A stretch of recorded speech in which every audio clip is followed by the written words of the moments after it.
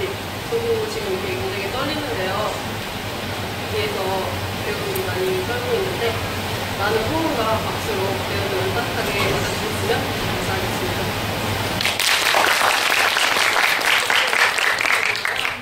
핸드폰은 진동이나 저는 꺼주시면 감사하겠고요. 카메라는 각 배우들이 카메라 보면 달려들 수가 있기 때문에 꺼주시면 감사합니다.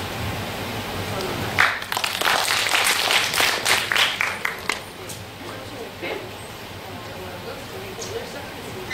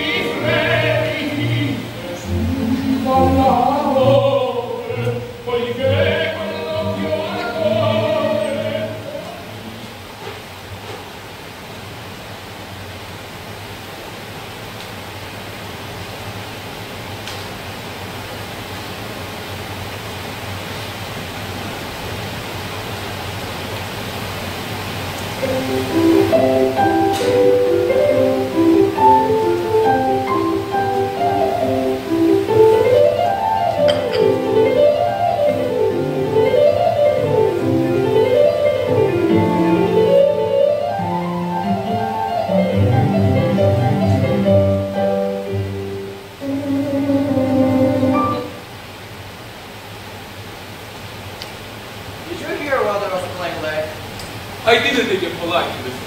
I'm sorry for that, for your sake. I don't play accurately. Anyone can play accurately. But I play with wonderful expression. As far as the piano is concerned, sentiment is my forte. I keep sense for life. Yes, sir. And speaking of the science of life, have you got the cucumber sandwiches cut for Lady Breaknell? Yes, sir.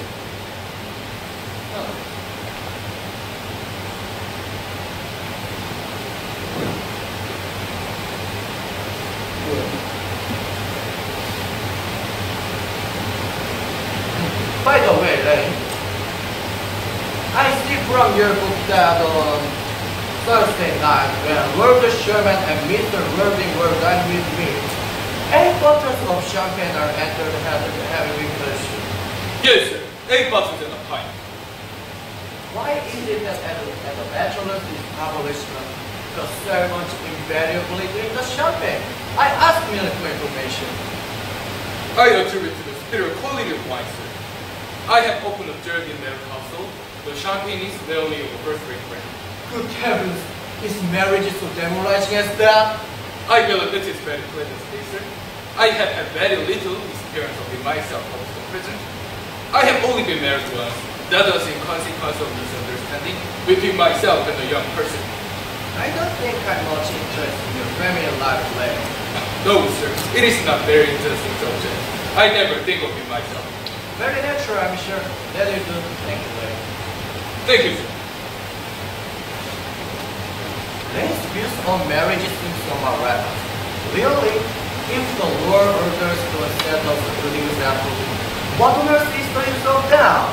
They seem, as a class, to have absolutely no sense of moral responsibility. Mr. Earnest Woody. How are you, my dear Ernest? A prince of the town. Oh, pleasure. Pleasure. What does you bring on in you? You think you're sure, I see.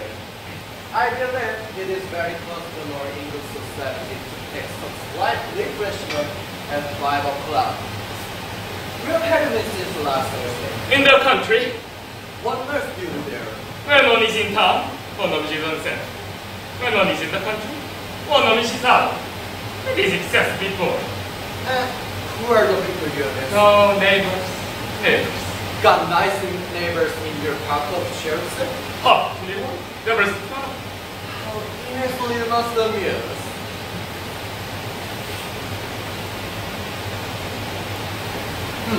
By the way, Shropshire is your county, is it not? Shropshire? Yes, of course. Hello? Why are these cups? Why the cucumber sandwiches? Why such lackly extravagance in Osaya? Who is coming to tea? Really on Thomas time, Gwendolen. How perfectly delightful. Yes, that is very rare, but I'm afraid Uncle Augusta was part of your being here.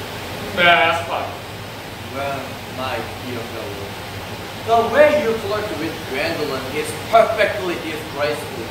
It is almost as bad as the way Gwendolen flirts with you. I am in love with Gwendolen.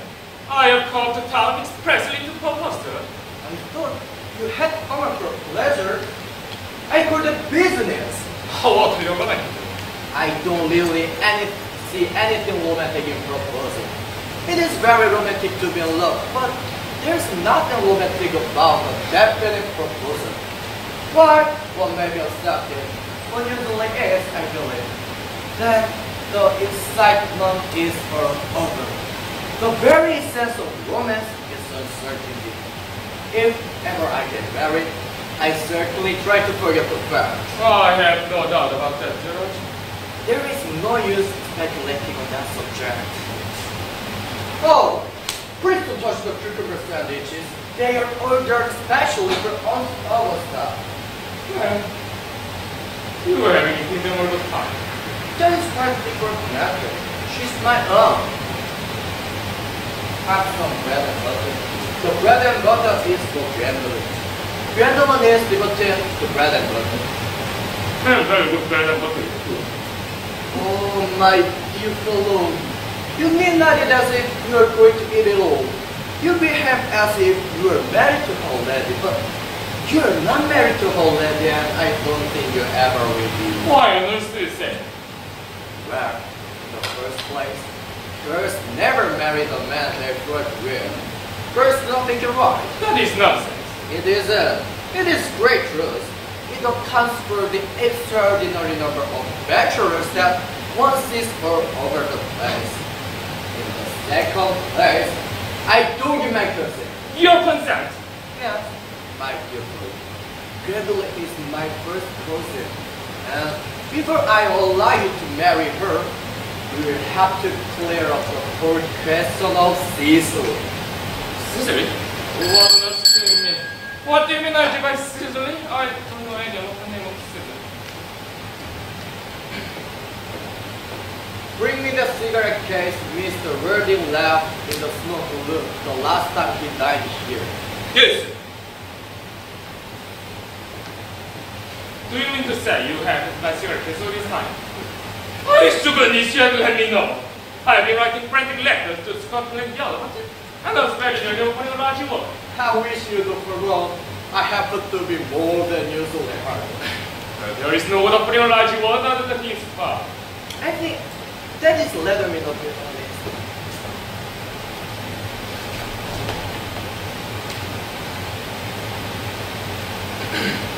However, it makes no matter.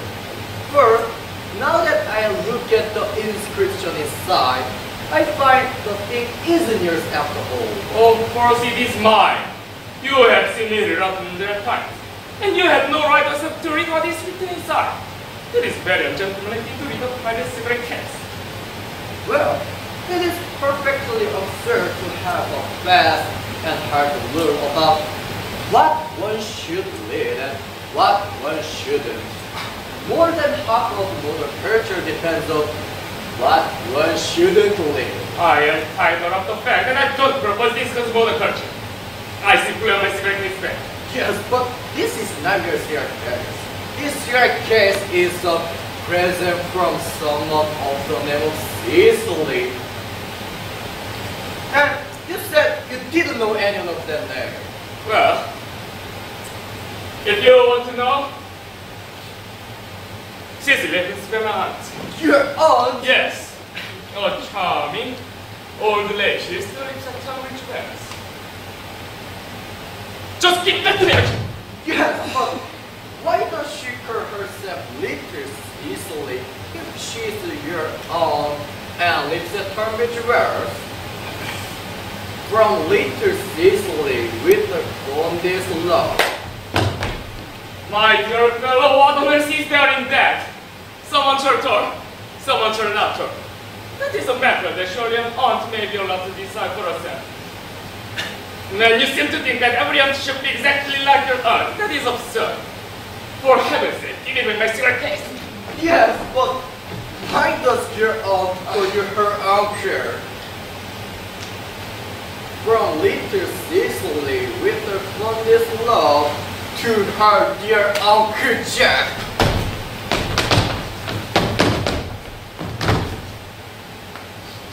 There's no objection, I admit, to an aunt being a smart aunt, but why an aunt, no matter what her size may be, should call her own nephew her dear uncle? I can't quite make up. Besides, your name isn't Jacob, it is Ernest. It isn't Ernest, it's Jack. You have always told me that it was Ernest. I have introduced you to everyone as Ernest. You answer to the name of Ernest. You look as if your name is Ernest. You are the most honest looking person I ever saw in my life. It is perfectly absurd you're saying that your name isn't Ernest. It's on your card. Here is one of them.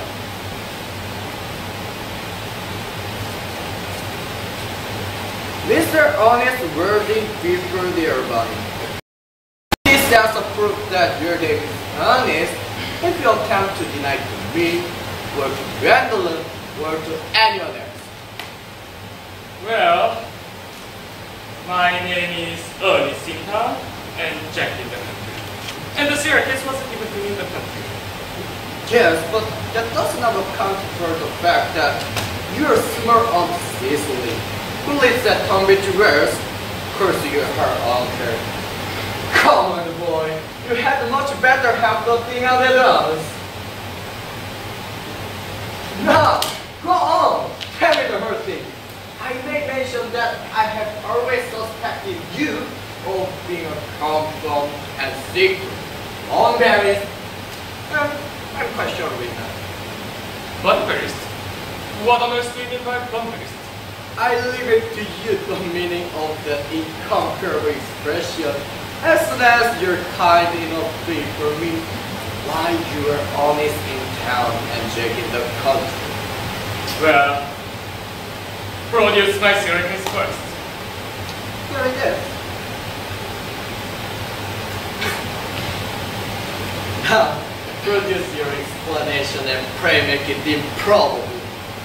My dear fellow, there is nothing improbable about my explanation at all. In fact, it is perfectly ordinary. Old Mr. Thomas Guardian, who adopted me when I was a little boy, made me his real guardian to his granddaughter, Miss Cecily. Cecily, who addresses me as her uncle, from the motives of live track, that she could not possibly appreciate. Lives in my place in the country, under the charge of her admirable governess, Miss Prism. Where is that place in the country, by the way? That is nothing to you, dear boy. You are not going to be quiet. But I may tell you quite candidly that the place is not in Shropshire. I suspected that, my dear fellow. I have found very relations, sir, on 2 separate occasions. Now, go on. Why are you honest in town and Jack in the country? My dear aunt, I don't know whether you'll be able to understand my dear motives. You are hardly serious enough. When one is placed in the position of guardian, one has to adopt a very high moral tone on our subject. He's the one who did it, and as a high moral tone can hardly be said to conduce very much to either one's happiness. In order to get up to town, I have always pretended to have a younger brother of the name of Ernest, who lives in here at Albany and gets into the most dreadful scrapes. That, my dear Archie, is the whole truth, pure and simple. But truth is really pure and never simple. Would life would be very tedious between the idol and the adventure of complete impossibility. That wouldn't be a rule of anything. Literary criticism is not your problem, my dear fellow. But try. You should leave that to people who haven't been at the university. They do somewhere in their papers. What you really earn is some bomberries. I was quite right in saying that you work on bomberries. You are one of the most of the best bomberries I know. What on earth do you mean? You have invented a very useful younger brother first, Ernest, in order that you may be able to come up to town as often as you like. I have invented a very invaluable permanent invalid for Bunbury, in order that I may be able to go down into the country whenever I choose. Bunbury is perfectly invaluable. If it wasn't for Bunbury's extraordinary bad hairs, I wouldn't be able to dine with you at Willis's tonight, for I haven't really engaged to hunt other stuff for more than a week. I haven't asked you to dine with any of time. I know. You're absolutely careless about sending out invitations. It is foolish of you. Nothing on my paper so much as not listening invitations. You had much better dine with your $1. I haven't the smallest intention of doing anything of the kind. In fact, I dined there on Monday. Once a week is quite enough to dine with one's own relations. Besides, now that I know you to be a compound Bunbury's, I naturally want to talk to you about Bunbury. I want to tell you the rules. I am not a Bunburyist at all. If Gwendolen accepts me, I am going to kill my brother. Indeed, I think I will live in any case. Cecily is little too much interested in, and it is a matter of course. So, I am going to get rid of Ernest, and I strongly advise you to do the same with Mr. with your invalid friend who has the absurd name. Nothing really induced me to part with Bunbury. And if we ever get married, which seems to me extremely problematic, you will be glad to know Bunbury. A man who marries without knowing Bunbury has a very tedious time of it. That is nonsense. If I marry a charming girl like Gwendolen, and she's the only girl I ever saw in my life that I would marry, I certainly want her to know Bunbury. Your wife will. You first need to realize that in married life, 3 is company and 2 is none. That, my dear Archie, is the theory that the proper French drama has been providing for the last 50 years. Yes, and the happy English home has proved in the half the time. For heaven's sake, don't try to be cynical. It is perfectly easy to be cynical. Oh, my dear fellow. It is not easy to be anything nowadays. There's such a lot of business competition about. There must be on the other side. Only relatives or creditors ever lay in the Breaknell manner. Now, if I get her out of the way for 10 minutes, so that you can have an opportunity for proposing to Gwendolen. May I dine with you tonight and realize this? I suppose so, if you want to. Yes, but you must be serious about it. I hate the people who are not serious about marriage. It is so shallow down. Lady Breaknell and Miss Fairfax.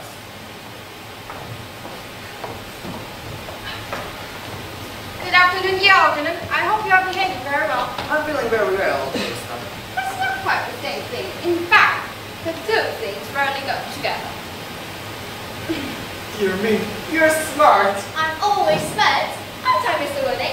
You're quite perfect, Miss Fairfax. I hope I'm not that. It will leave no room for development, and I tend to develop in many directions. I'm sorry if you're a little late, Algernon, but I was obliged to call on dear Lady Hartley. I have been there since my good husband died. I never saw a woman so old. She looks quite 20 years younger. And now I have a cup of tea and one of those nasty conversations you promised me.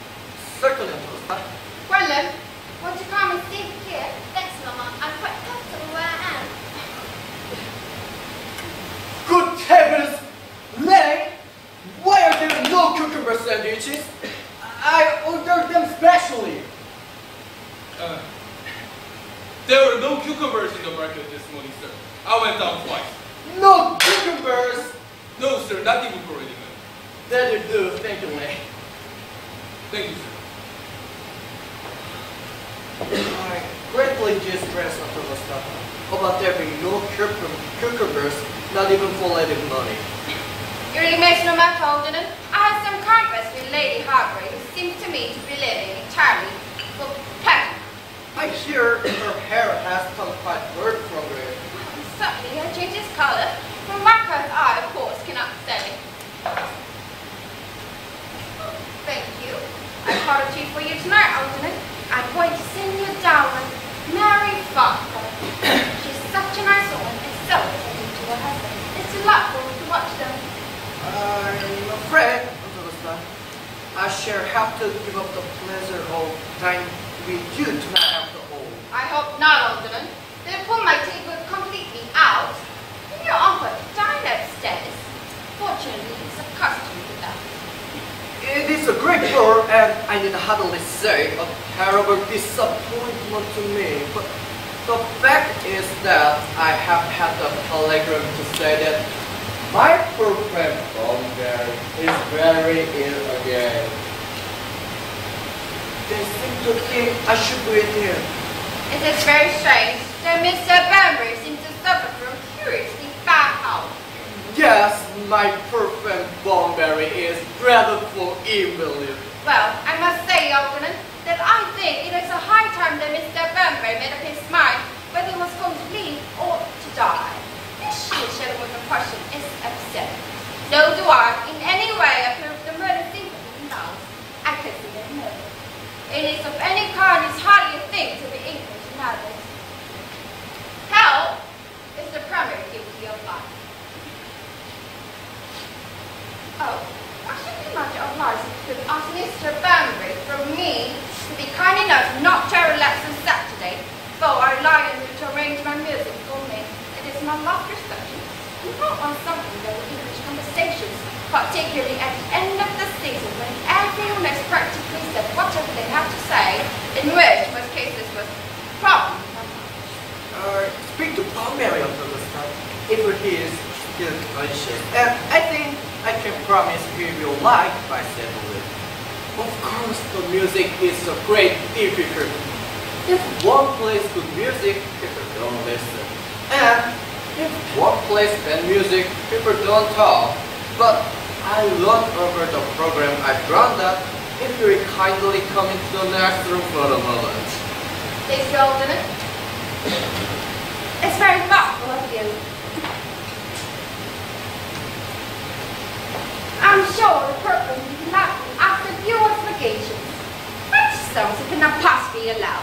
You always seem to think they're improper, and neither look sharp which is vulgar, or laugh which is worse. But German sounds are thoroughly respectable language, and indeed I believe it so. Gwendolen, your companion. Sit to me, Mama.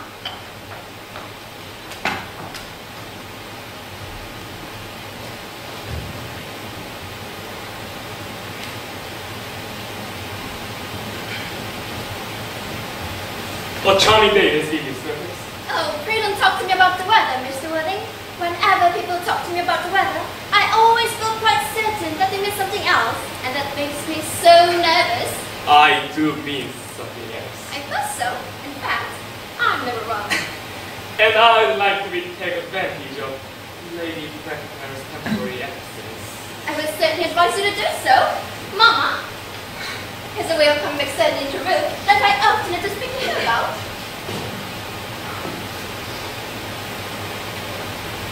Miss Ferris, ever since I met you, I have admired you more than any girl I have ever met since. Yes, I'm quite aware of that.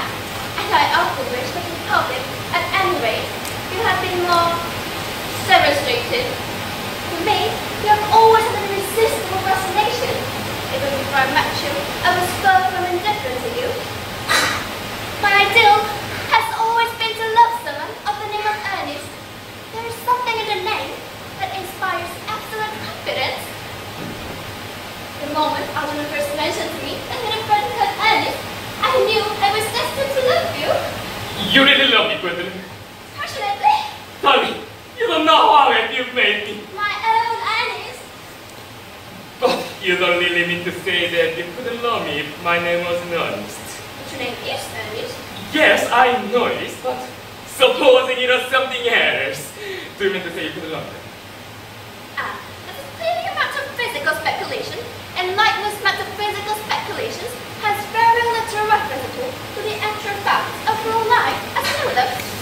Personally, darling, to speak quite candidly, I don't much care about the name of Ernest. I don't think the name suits me at all. It's perfectly. It's a divine name. It has music of its own. It produces vibrations. Well, really, Gwendolen, I must say that I think there are lots of other much nicer names. I think Jack, for instance, a charming name. Jack? No. There's very little music in the name Jack.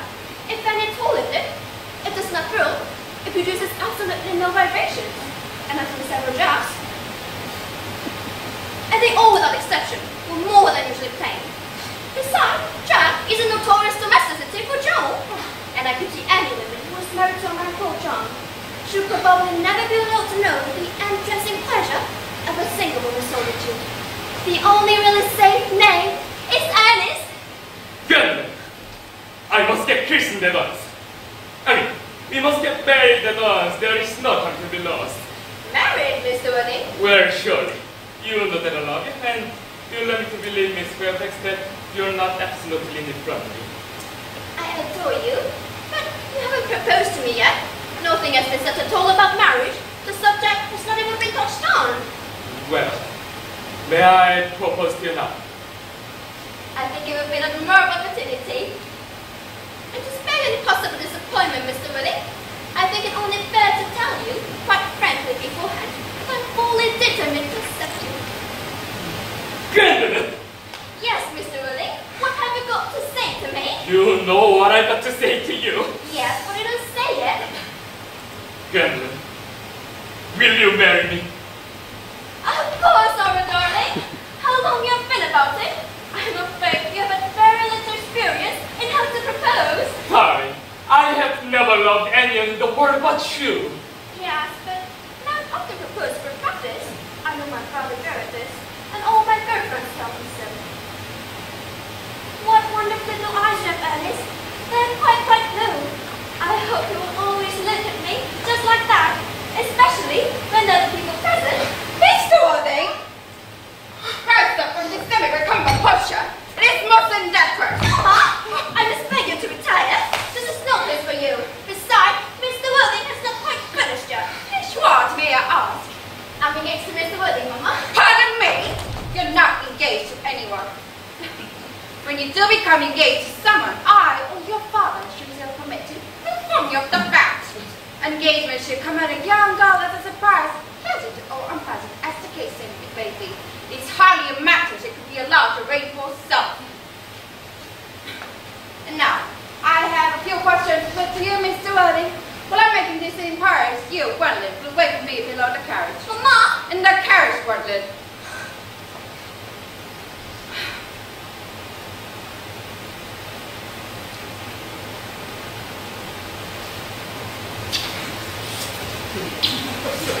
Gwendolen!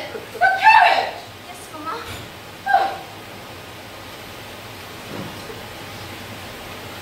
You can take a sip, Mr. Wooding. Thank you, Lady Breaknell. I request him. I want to tell you that you're not down on my list of eligible young man, although I was saying this is the Duchess of Baltimore. We work together, in fact. However, I'm quite ready to will enter your name should your ancestors be what are really affectionate other requirements. Do you smoke? Well, yes, I most admit I smoke. I'm glad to hear it. A man should always have an occupation of some kind. No fault to any idle man remaining as it is. How old are you? 29. A very good age to be married at. I have always opinion that a man who desires to get married should know either everything or nothing. Which do you know? I know nothing, Lady Breaknell. I'm pleased to hear it. I do not approve of anything that tempers with natural yours. If yours is like a delicate, exotic thing, touching and the bloom is gone. The whole theory of the modern education is written as some. Fortunately, in England, at any rate, education has no effects whatsoever. If it did, it would put a serious danger to the occupants and probably lead to the actual violence of yourself as well. What is your income? Between 7,000 and 8,000 a year. London, that's what. In investments, chiefly. That is satisfactory. What between the duties expected during one's lifetime and exacted from one after one's style, land has seemed to be either preferable or opposite. It gives one position and prevents one from hitting top. There's always a about line. I have a country house with some land, of course, attached to it. About 1,500 acres, I believe. But I don't depend on the family for my year income. A country house? How many bedrooms? Well, that point can be cleared afterwards. You have a Thomas, I hope. A girl with simple, unspoiled nature like Gwendolen is hardly expected to reside in the country. I own a house in Merriman Square, but it is let by the year to Lady Blossom. Of course, I can get it back whenever I like and 6 months' notice. Lady Blossom?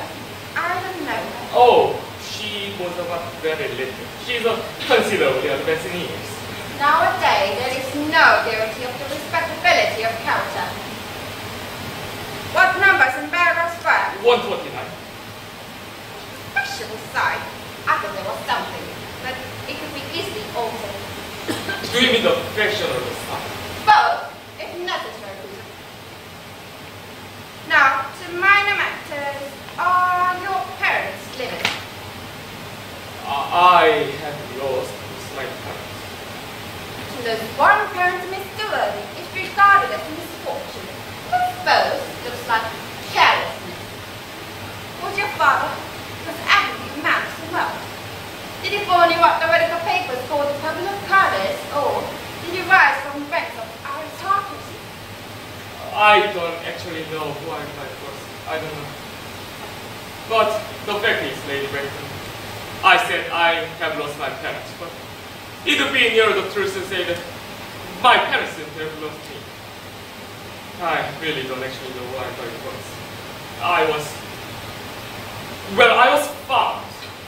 Found? The late Mr. Thomas Carter, an old gentleman of a very charitable and kindly disposition, had found me in the name of Ward, because he happened to have a first class ticket for Ward in his pocket at the time.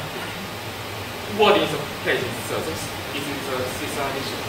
Well, this is charitable gentleman who had a first class ticket for the Seaside George, 5 years. In a hand. A handbag? Yes, Lady Breaknell, I was in a hand. A somewhat large black leather and a big candlestick. Ordinary candlestick. In one locality, the Mr. James and Thomas Cardew come across this ordinary handbag. In the clock room at the Victorian station. It was given to him in his state for his son. Them at Victoria Station. Yes, the bright one. The line is immature. Mr. Worthing, I confess I feel somewhat bewildered by what you have just told me.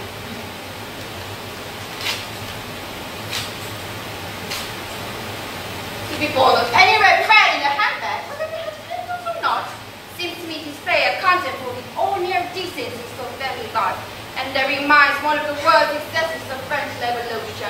And I'm pretending to have an unfortunate government lap too. As for the particular locality in which the handbag was found, a clerk at a railway station, myself to conceal a social indiscretion, has indeed been used for the proposed reform now, but it is highly regarded as a short basis for a recognized position in a good society. May I ask you then, what should advise me to do? I need hardly say that I will do anything in the world to ensure Gwendolen's happiness. I would strongly advise Mr. Ernie to try and apply to nations as soon as possible and make definite effort to produce one character of vital set before the season is quite over. I don't see how I could possibly manage to do that. I can produce handbag in any moment. It is in my dressing room at home. I really think that should satisfy you later. Me, sir? What has to do with me? You could hardly imagine that I, Lord Breaknell, would dream of allowing our only daughter, the girl brought up with the utmost care, to marry to a welcome and form alliance with the apostle. Good morning, Mr. Ernie. Good morning.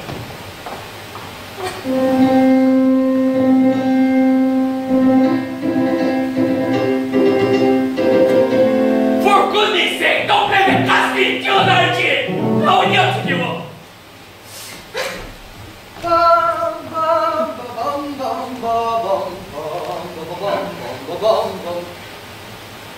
Isn't it so light of the boy? You don't mean to say, Gwendolen is you? I know it is the way she has. She is always refusing people. I think it is most irrational of all. This is right, it's not pretty. As far as she is concerned, we are engaged. Her mother is publicly unbearable. In any case, she is a monster without being a miss.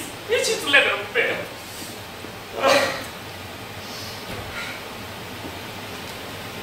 Beg your pardon, Archie. I suppose I shouldn't talk about your honor in the way before you. My dear boy, I love hearing my relations abused. It is the only thing that makes me put up with them at all. Relations are simply a tedious pack of people who haven't got the reputation knowledge of how to live nor the smallest instinct about when to die. That is nonsense. It isn't! Well, I want to argue about the matter. You always want to argue about things. That is exactly what the things were originally made for. Upon my word, if I got that, I'd shoot myself.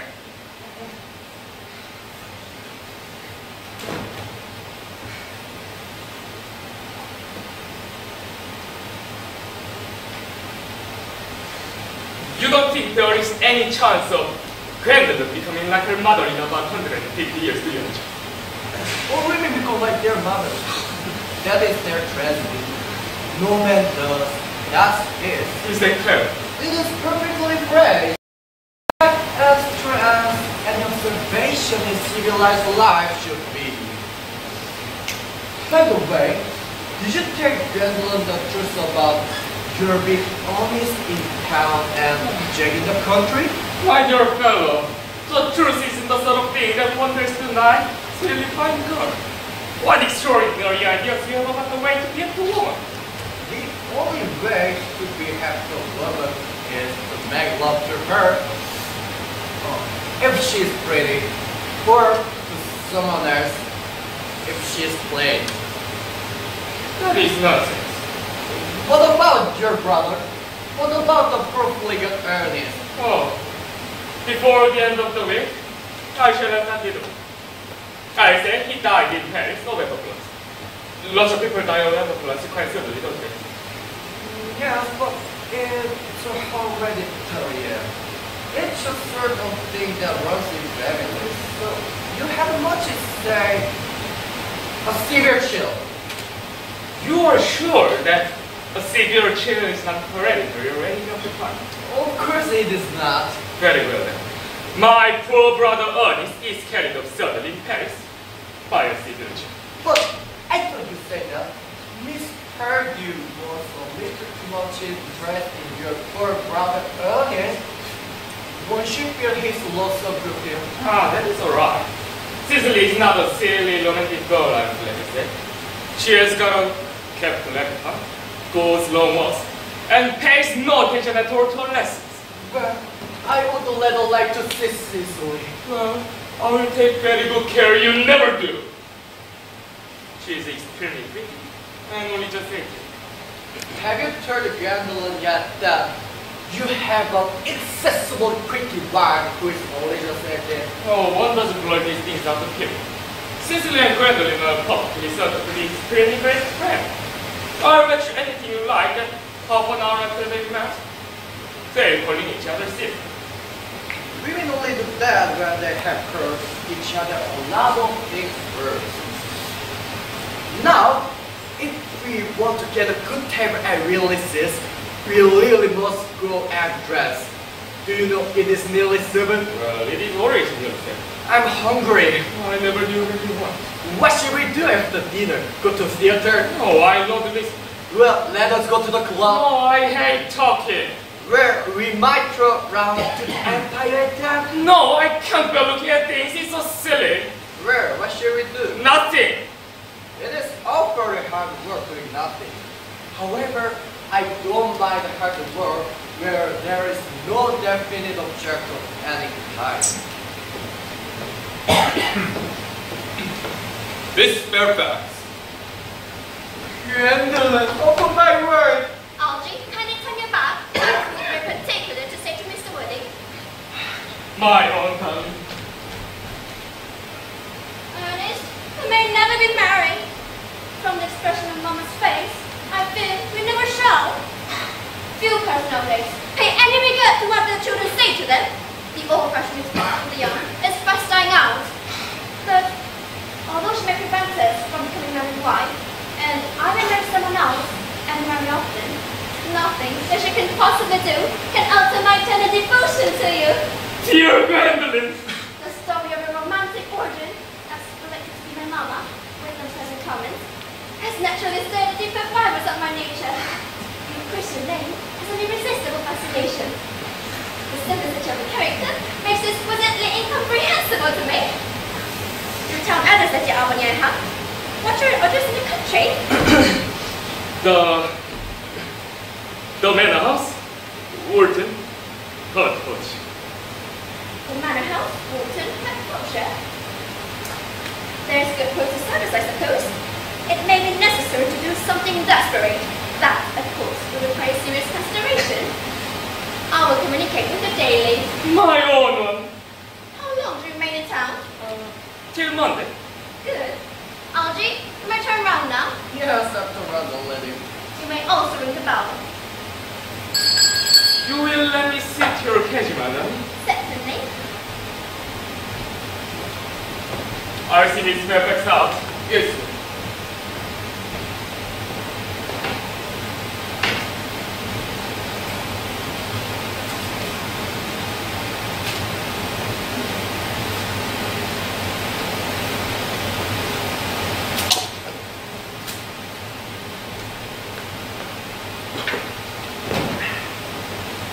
A glass of sherry, Lane. Yes, sir.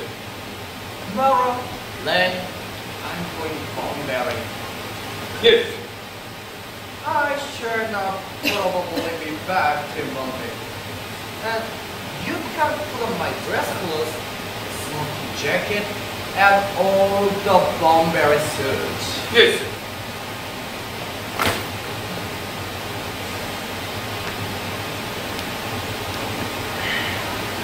I hope tomorrow will be a fine day, Lane. It never is, sir. Lane, you're a perfect pessimist. I do my best to give satisfaction, sir. There is a sensible intellectual, the only girl I can put in my life. Why don't you see yourself okay? Oh, I'm a little anxious about my girlfriend Bunbury. That is her. If you don't take care, your friend Bunbury will get you into a serious scrape someday. I love scrapes. They are only things that are never serious. That is nonsense. You never talk anything but nonsense. Nobody ever does.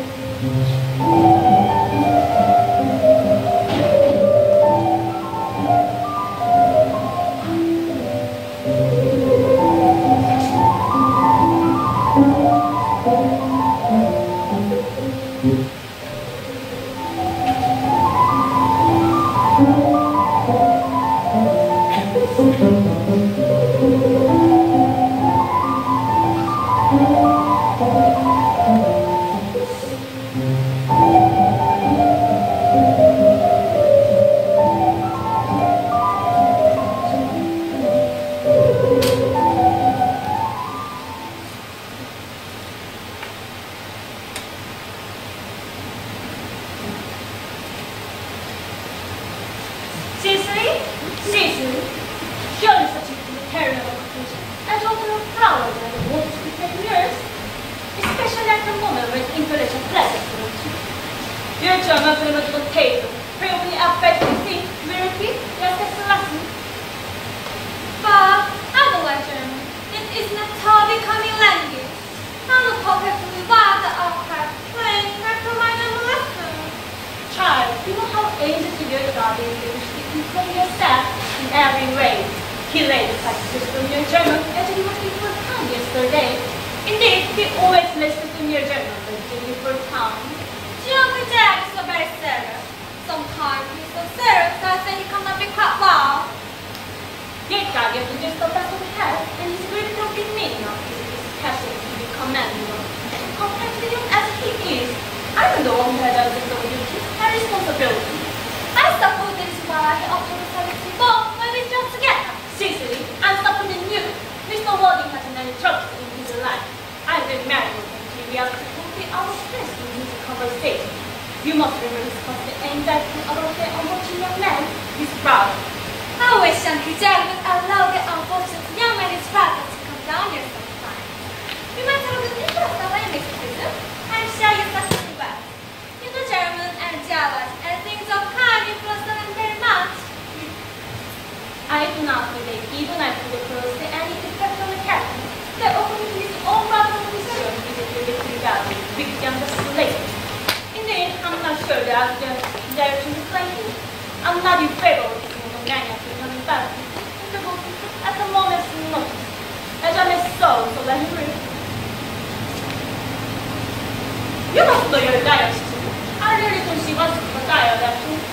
I keep a diary in order to answer the wonderful secrets of my life. If I did write them down, I should probably write all about them. Memory, my dear Cecily, is the diary we were capable of, you know. Yes, but if you do conclude the things that have never happened, then couldn't possibly have happened. I really keep their memories responsible for nearly all the three-volume novels that would send us. Do not speak slightly if you were not asleep. I will for several your days. Did you really miss Prism? How wonderfully clever you are! I hope it did not end happily. I do not know whether I'm happy. They depress me so much. So good after the happy, and the very unhappy. That's what to me. I suppose so, but it seems very unfair. And did you know about publishing? Alas, no, the manuscript unfortunately was abandoned. I was already sick of the post, or this late to your work time, speculation of doctrines. But I think that I'm Chasuble coming up as a guy. Dr. Chasuble, is it a pleasure? And how are we this morning? Miss Prism, you are, I trust, well. Miss Prism has us in conference like project. I think it would do so much good to have us with you in the park of Dr. Chasuble. Cecily, I recommend mention the answer of the house.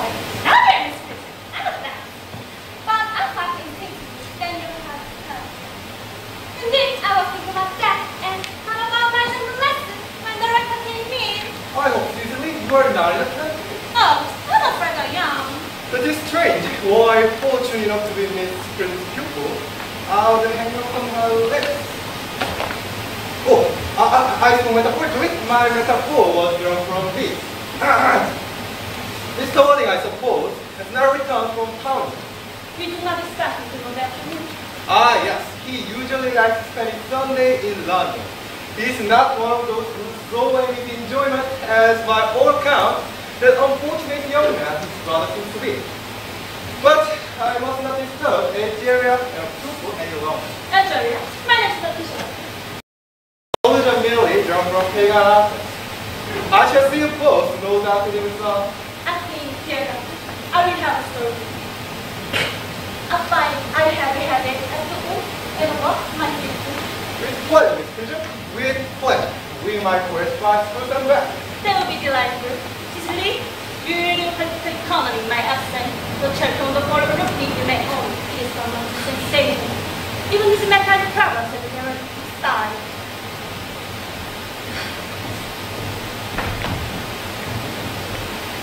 How's political economy? How's geography? How's literature?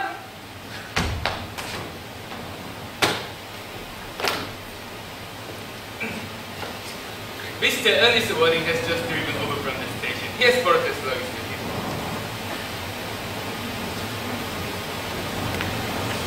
Mr. Earnest Wedding before the Armani bag.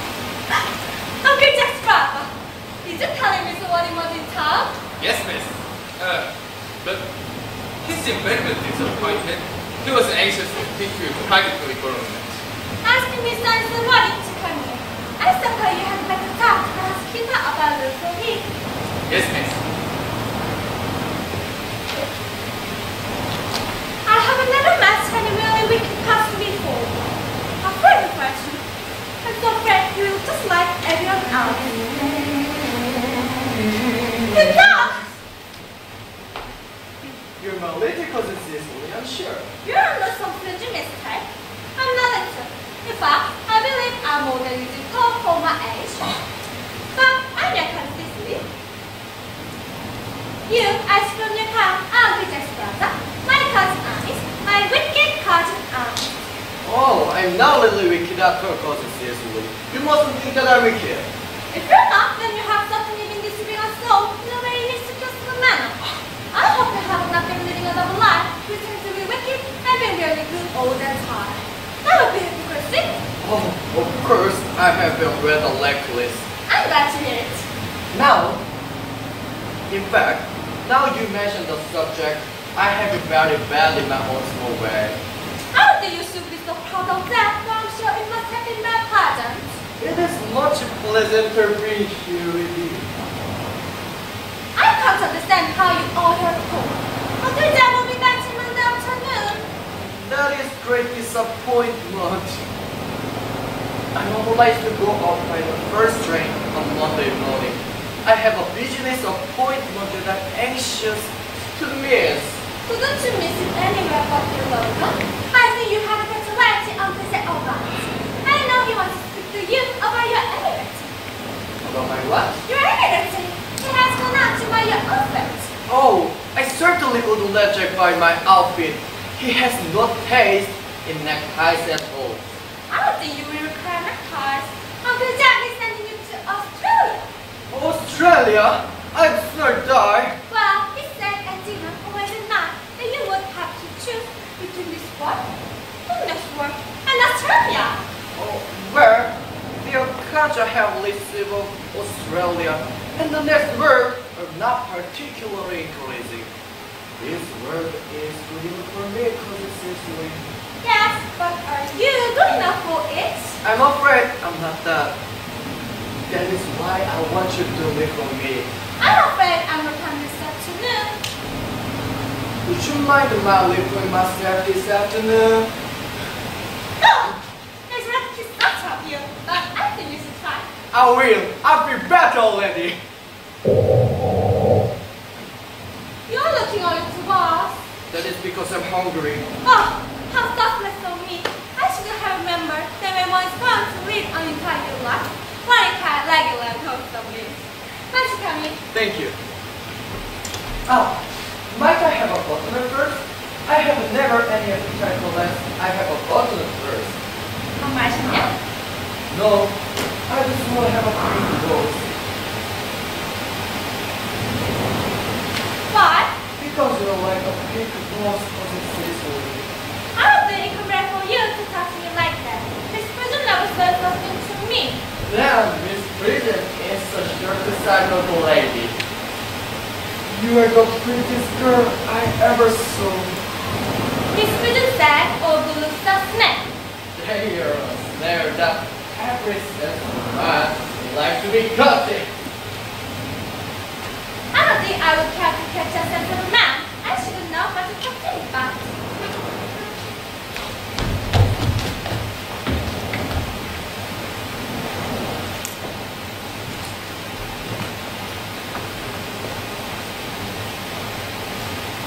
You're too much alone there, Dr. Chasuble. You shouldn't get married. Oh, Mr. Blue, I can understand.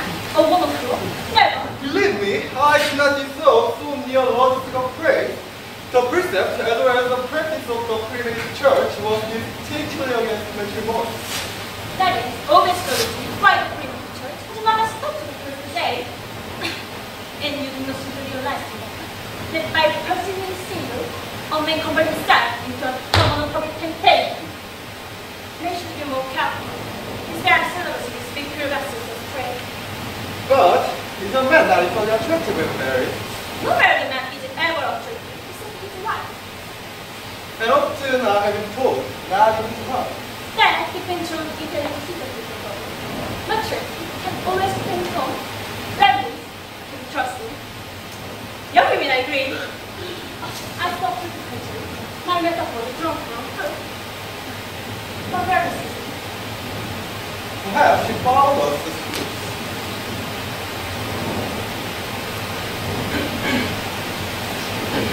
Mr. Lordy. Mr. Warden? I'm surprised. We didn't have a for you to Monday afternoon. I have returned sooner than expected. Dr. Chasuble, I hope you're well. Dear Mr. Warden, I trust this Gaboo does not become the time of time. My brother. More shape of dance, Mr. Lordy. Cecily is like a flesh. Dead! Your brother on dead? Quite dead! Not a lesson for you. I thought he broke it by you. Dear Mr. Warden, I offer you my sincere condolence. You have at least the consolation of knowing that you were always the most generous and forgiving of brothers. For honest. He had many faults, but it is a sad blow. Very sad indeed. Were you with him at the end? No, he died abroad. In Paris, in fact. I had a telegram last night from the manager of the Grand Hotel. What's the cause of that venture? A severe chilly seems. As an assault, hooray. Charity, dear Mr. William, charity. None of us are perfect. I myself am peculiarly susceptible to drugs. Anyway, will the gentleman take place here? No, he seems to have expressed a desire to be buried in Paris. In Paris? I fear that hardly puts any very serious state of mind allowed.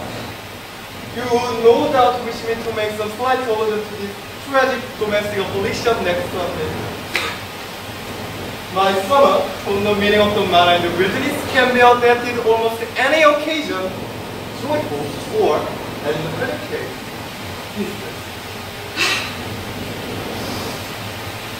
I appreciate the harvest celebration, christening, confirmation, on days of humiliation and prayer.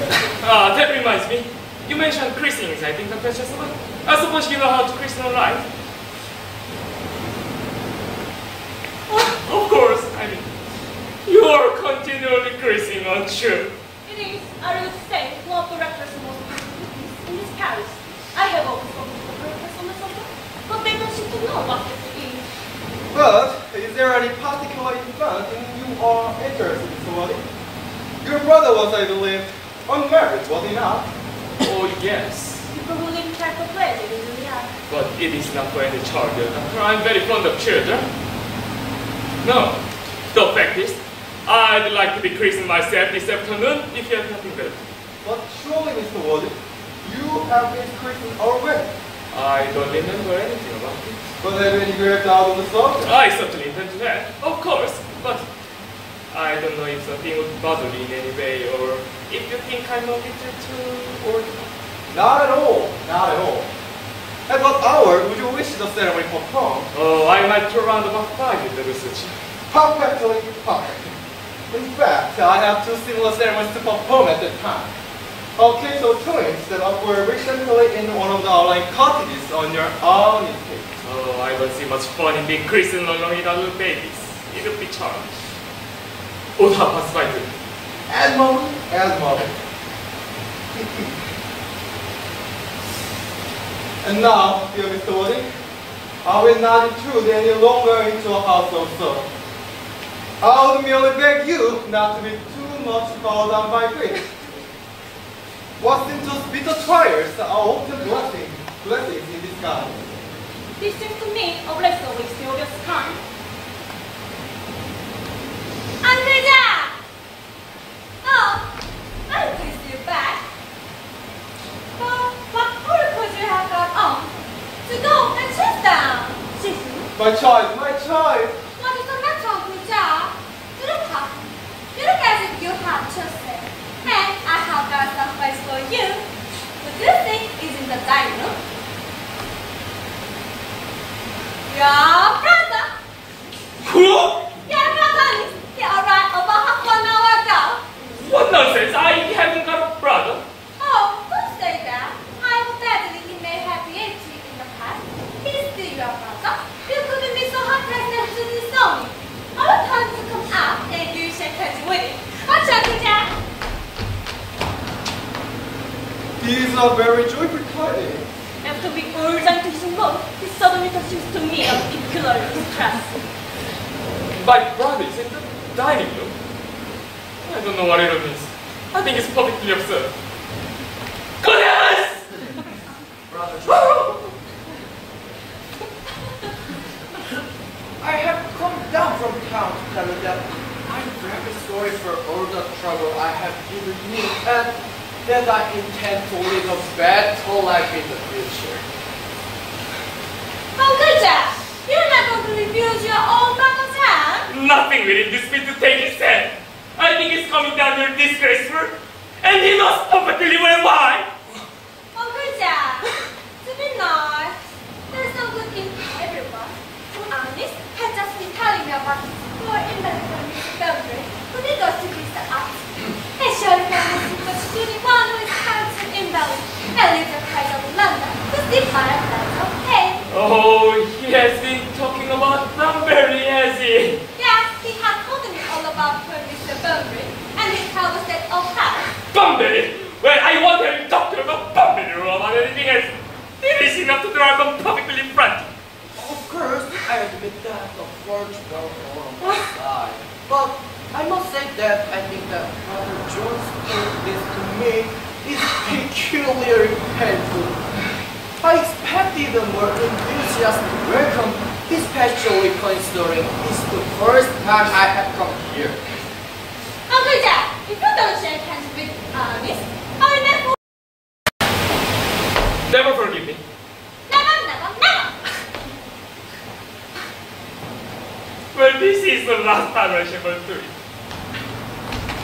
It is pleasure, is it not, to see so perfect reconciliation. I think we might leave the 2 brothers together. Please, you'll come with us. Certainly, Miss Prism, my task of reconciliation is over. You had some beautiful action today, dear child. We must not be premature in our judgment. Are we very happy?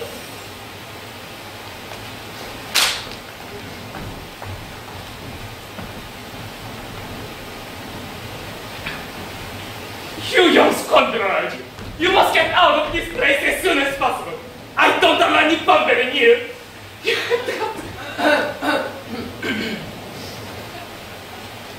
I have put Mr. Ernest things in the room next there, sir. I suppose that's all right. What? Mr. Ernest luggage, sir. I have unpacked it and put it in the room next to His luggage? Yes, sir. 3 portmanteaus, a dressing case, 2 hat box, and a large luncheon basket. I'm afraid I can't stay more than a week this time. Merriman, Although the dog has Mr. Ernest has returned and going back to town. Yes. What a fearful liar you're, Jack! I have not been called back to town at all. Yes, you have. I haven't heard anyone from me. Your duty as a gentleman calls you back. My duty as a gentleman has never interfered with my pleasures in the smallest detail. Well, I can quite understand that. Well, Cecily is so doubting. You're not to talk or misguide you like that. I don't like it. Well, I don't like your clothes.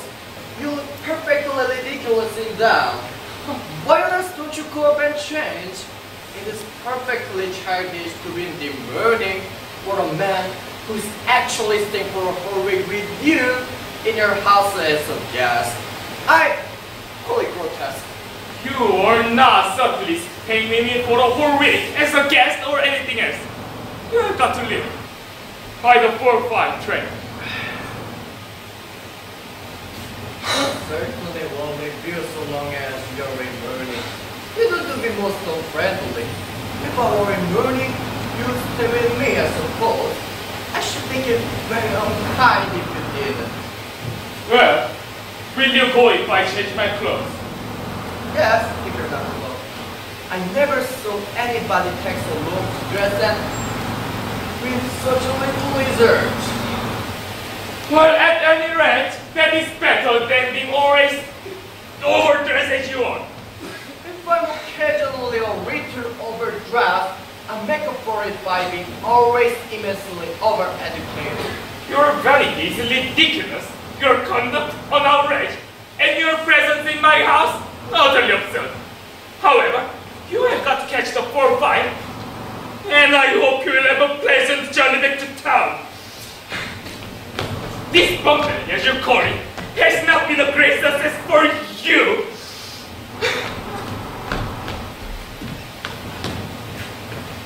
I think it has been a great success.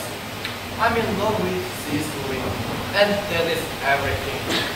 But I must see her before I go and make arrangements for another home-bearing.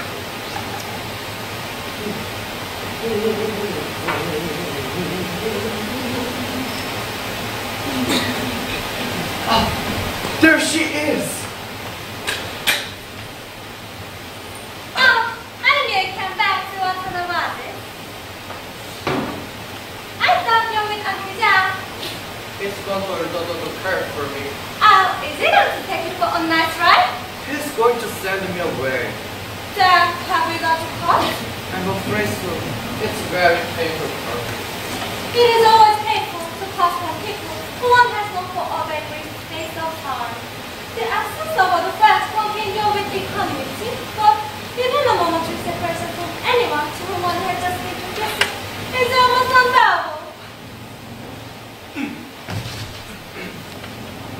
The dog cart is at the door, sir. It can wait a minute for 5 minutes. Yes, miss. I hope, Cecily, I shall not offend you if I stay quite frankly and hopefully that you seem to me to be in every way the visible personification of absolute perfection. I think your friend is such a great friend, Alice. If you allow me, I will copy your message to my diary. Do you really keep a diary? I keep anything to look at it. May I? Oh no! You see, it is simply a very youngest record of her own thoughts and impressions, and consequently meant for publication. When it appeared a few years ago, I hope you will all welcome. But pray honest, don't stop. I'm glad you've taken down some dictation. I have written absurd perfection. You can go up and cut it for one. Oh, don't cough on it. When one is dictating, one should speak fluently and not cough. Besides, I will not cough. Cecily, ever since I first looked upon your wonderful and incomparable beauty, I have dared to love you widely, passionately, devotedly, and hopelessly. I don't think you should tell me that you love me. Widely, passionately, devotedly, hopelessly. Hopeless of the sentiment must sound, though Cecily! Oh.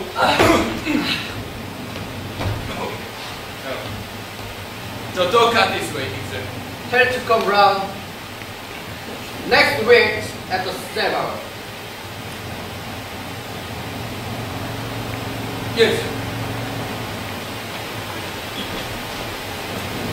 Uncle Dad would be very much annoyed if we knew you were saying until next week at the same hour. Oh, I don't care about that. I don't care for anybody in the whole world but you. I love you, Cecily. You will marry me, won't you? You silly boy! Of course! Why, we have been engaged last more than 3 months. For the last 3 months? Yeah, it will be exactly 3 months on Thursday. But how did you become engaged? Well, ever since your Uncle Jack was confessed to us that he had a younger brother who was very wicked and bad, he of course had fallen to the conversation between myself and Miss Prism. Of course, a man whose maximum thought is always very attractive. One thinks there must be something in him after all. I dare say it was foolish of me, but I better be sure. Darling, when was our engagement actually settled? On the 14th of February last, when I by your tired nerves my distance, I determined to enter next one way or the other, and after all, rubbing myself, I said to you. The next day, I got the Breaknell, and this is the venue with the long night I had to be always read. Did I give you this? It's very pretty, isn't it? Yes, you wonderfully good taste, Charlie. It's the excuse I've always been for your living such a bad life. And this is a box in which I keep all your dear letters. My letters? But, my own darling, I have never written you any letters. You need to hardly man of that honest. I remember only to write that I was mostly writing letters for you. I write always 3 times a week and sometimes often. Let me let them, Cecily. Oh, I couldn't possibly. They will make a fortune constantly.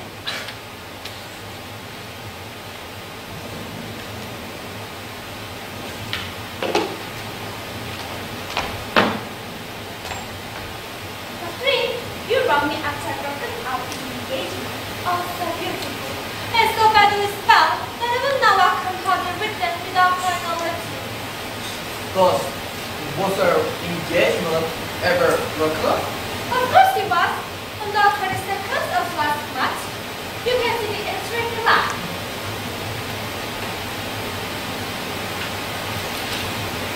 Today, I broke on my engagement with Ernest. I think it is better to do so.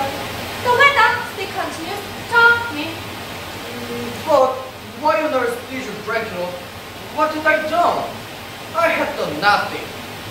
Cecily, I'm very much hurt indeed to hear you broke it up, particularly when the weather was so charming. It would hardly have been a really serious engagement if it had been broken up at least once.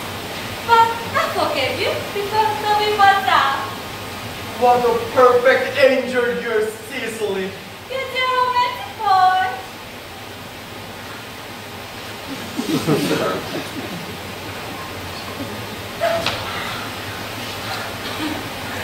I hope your hair was natural, does it? Yes, a little help from others. I'm so glad. You will never break up our engagement again, Cecily. I don't think I could break it off now that I have actually met you. Besides, of course, there's a question of your name. Yes. You must have left it, darling, but it had always been a long stream of mine to love someone named was Ernest. There is something in that name that seems to inspire absolute confidence. I pity any poor married women whose husband is not called Ernest. But, my own darling, do you mean to say you do not love me if I have some other name? But what name? Well, any name you like. Algernon, for instance. But I don't like the name of Algernon. Well, my own dear, sweet, loving little darling. I really can't see why you should object to the name of Algernon. It is not a rule of bad name. In fact, it is rather aristocratic name. Oh, seriously, Cecily. If my name was Archie, couldn't you love me? I may respect you, honest. I may admire your character, but I fear I should not like to give you my undivided attention. Cecily, your lecture here is, I suppose, thoroughly experienced in the practice of all the rites and ceremonies of the church. I must have a dance on the most important christening. On the most important business. Oh, I assume you're wearing more than half an hour. considering that we have been engaged since February the 14th, and the only met you today for the first time, I think it's rather hard that you should leave me for so long as half an hour. Couldn't you make it 20 minutes? I'll be back in no time.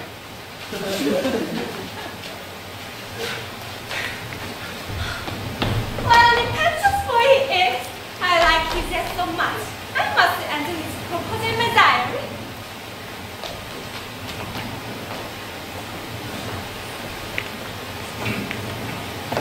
Miss Fairfax had just called to see Mr. Wadding on very important business.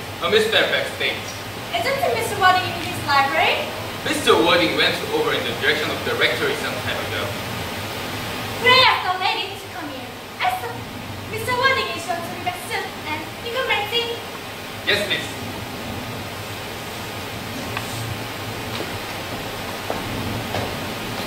Miss Fairfax, I suppose one of the many good elderly women who also seem to wait Uncle Jack in some of his philanthropic work in London.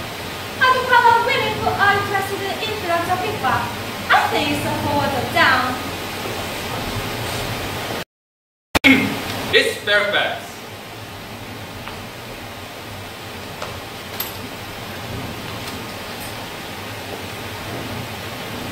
Well, let me introduce myself to you.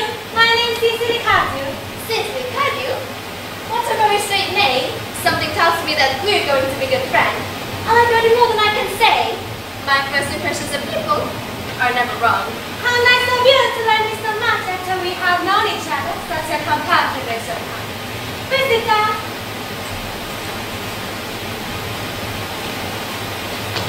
I will call you Cecily, my lord. With pleasure. And you will always call me Gwendolen, won't you? You're right. Then, that is all quite settled, is it not? I hope so.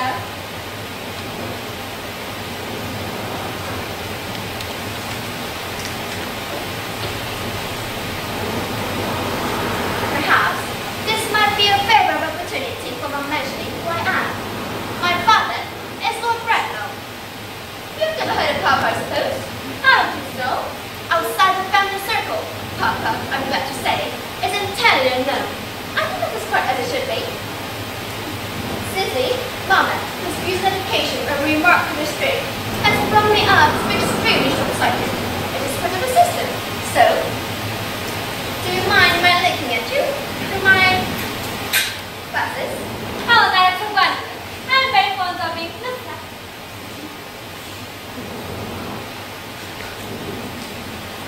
You're here on a short visit, I suppose. Oh no, I live here. Really? Your mother and your daughter, or some female relative of advanced years, is that here also? Oh no, I have no mother, no, in fact, any relation. Indeed? I feel guardian with the assistance of Miss Prism. And I just has go looking up to me. Your guardian? Yes, I'm Mr. Wadding's wife. Oh, that is strange. You never mentioned to me that you would work. Simply, mother. He grows more interesting hourly.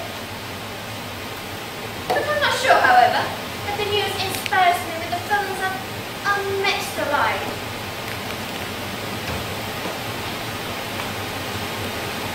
I am very fond of you, Cecily. I've liked you ever since I met you. But I'm bound to state that, now that I know that you are Mr. Wadding's word, I cannot help expressing a wish you are, well, just a little older than you seem to be, and not quite so well alluring and curious. In fact, if I may speak Thank candidly, you. I think whenever one has anything of pleasure to say, one should always be quite careful. well, to speak with perfect candor, Cecily, I wish that you were only 42, and more than usually pretty for age. Ernest has a strong, upright nature. He is the very soul of truth and honor. His loyalty would prove impossible these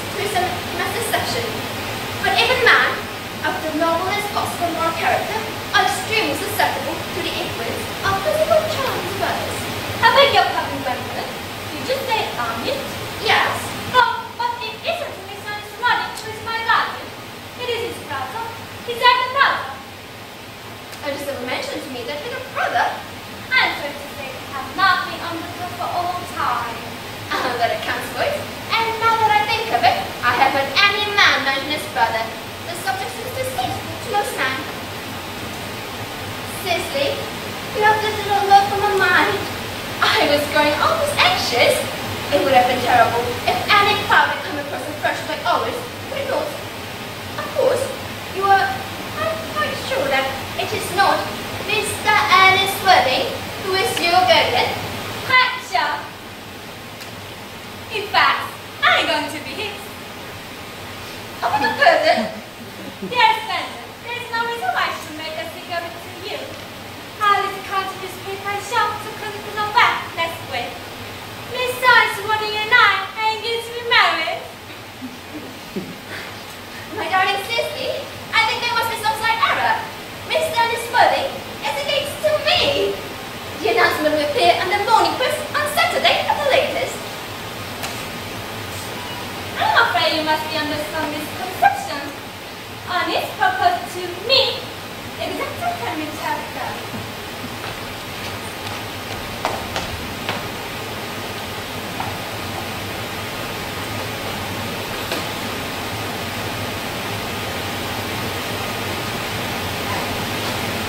I'm just very curious. For he asked me to be his wife yesterday afternoon at 5:30. If you would care to verify the incident.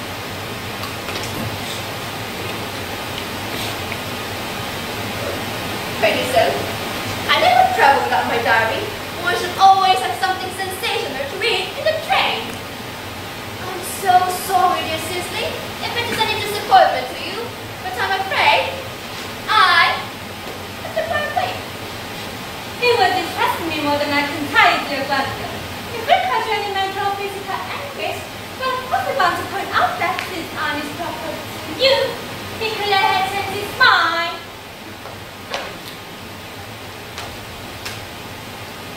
If the poor fellow has been entrapped into any foolish promise, I shall consider my duty to rescue him at once with a firm hand. What about Mozart's entanglement? My dear boy may have got it too. I will never reproach you with it after we are married. Do you allude to me, Miss Cuddy, as an entanglement? You're presumptuous. And an occasion of this kind, it becomes more than a mere duty to speak what's mine. It becomes a pleasure. Do you suggest this fact that I capture Ernest into engagement? How dare you? This is no time for wearing shallow mask or manners. When I see a space, I call it a spade. I'm glad to say that I've never seen a spade. It is obvious that our social spheres have been widely different.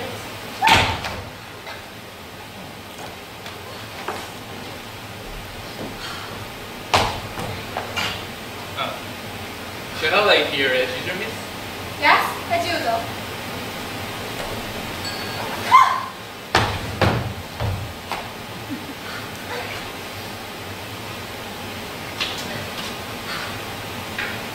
Are there any interesting walks in the vicinity, Miss Cuddy?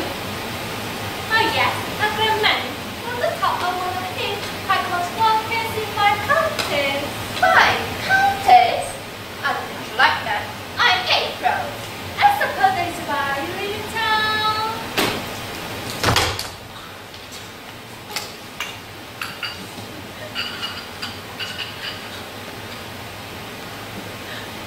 Quite a long time ago, this is Miss Cuddy. Started letter making, Miss Fairfax. I had no idea there were any flowers in the country. Oh, flowers as common here, Miss Fairfax. And to people out in London. Personally, I can understand how anybody managed to exist in the country. If anybody, who is anybody does, the country always bores me to death. This is what the newspapers call agricultural depression. I do not. I believe the arts could are suffering very much from it, just like peasants. I think it is almost an epidemic among them, I have been told.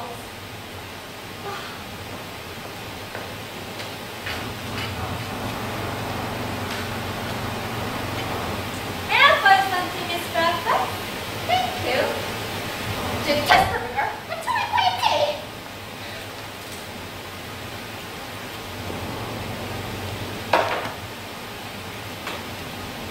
Sugar? Thank you. Sugar's not fresh on the menu.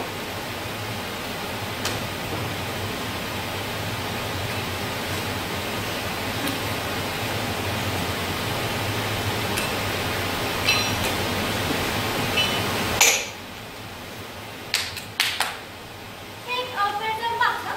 Bread and butter, please. Katie's rolls in the best houses nowadays.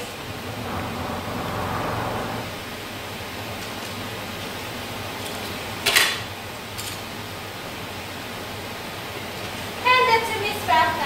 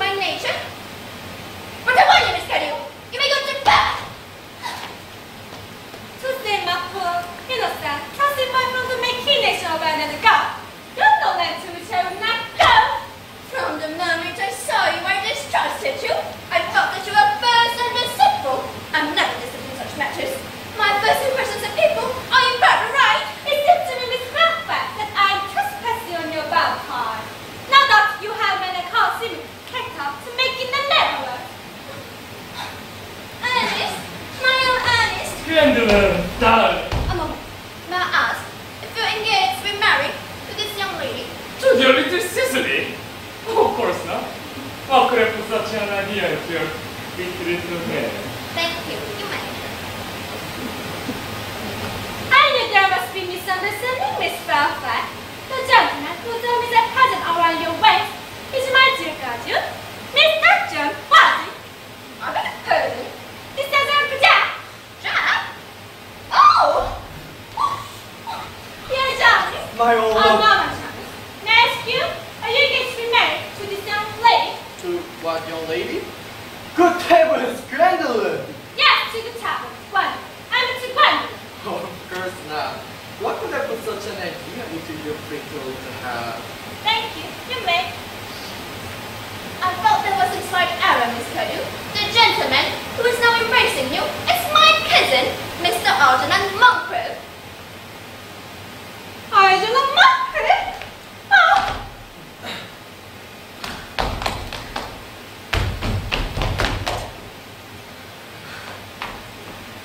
Are you called Algernon? I cannot deny it. Oh!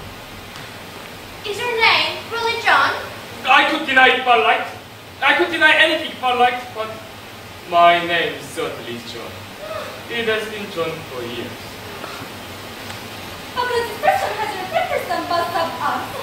My poor wounded Cecily. Must be wrong one. You will always call me sister, will you not? Ah, this is was a question I would like to know to ask my guide. An admirable idea. Mr. Bunny, there's just one question I would like to be permitted to you. Where's your brother Ernest? We are both engaged to be married to your brother Ernest. So it's a matter of some importance to us to know where your brother Ernest is at present. Gwendolen, Cecily, it is a terrible thing for a man that it is painful for me to be forced to speak the truth. But I will tell you quite frankly. I have no brother Ernest. I never had a brother in my life, and I have not the smallest intention of ever having one in the future. No brother too? No! Have you never a brother of any kind? Never. Not even of any kind. Oh, I'm afraid it is quite clear, Cecily, that neither is been married to anyone. It is not a present position for a younger student to find herself, is it?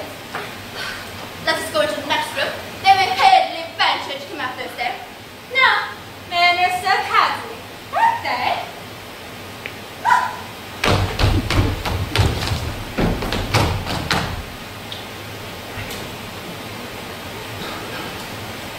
This ghastly state of things is what you call Bunbury, I suppose.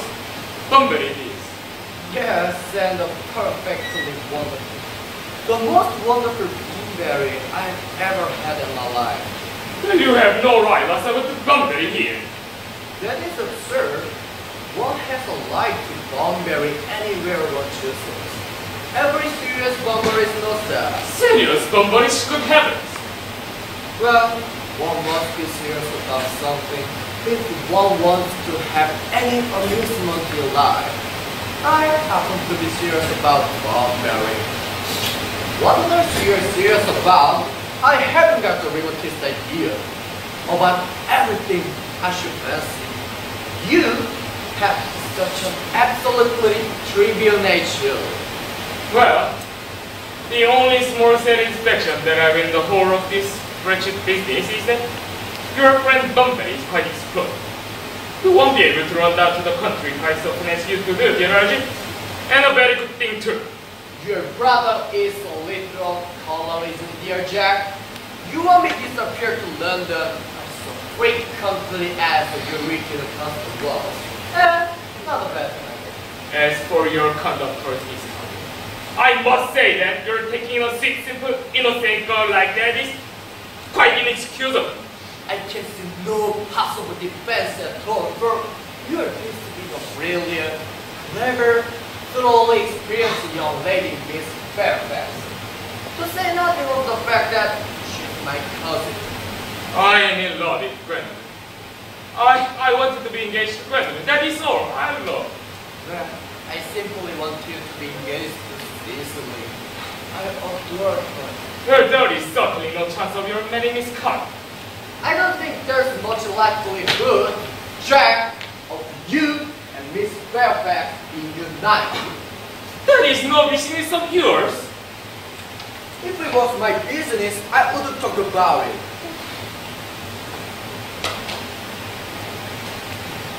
It is very vulgar to talk about one's business. How you can sit there, calmly eating muffins when you're in this horrible trouble? I can make up. You seem to me to be perfectly honest. I kept the muffins in an agitated manner. The butter would probably get on my clothes. One should always eat muffins quite calmly. It is the only way to eat them.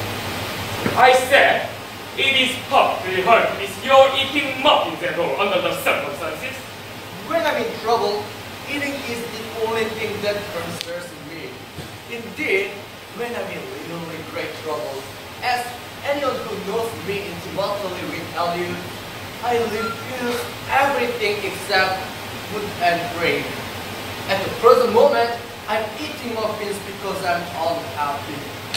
Besides, I am particularly fond of muffins. Well, there is no reason why you should eat them all in that greedy way. Oh, I wish you'd have tea cake instead. I don't like tea cake. Good heavens, I suppose a man made it on muffins in other heart. But you have just said that it was perfectly heartily sweet muffins. I said, it is perfectly hurtful of you under the circumstances. That is a very different thing. That may be, but the muffins are the same.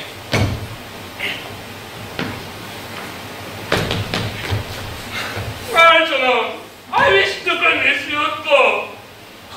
You can't possibly ask me to go without having some dinner. It's absurd. I never go without my dinner. No one ever does except vegetarians and people like that.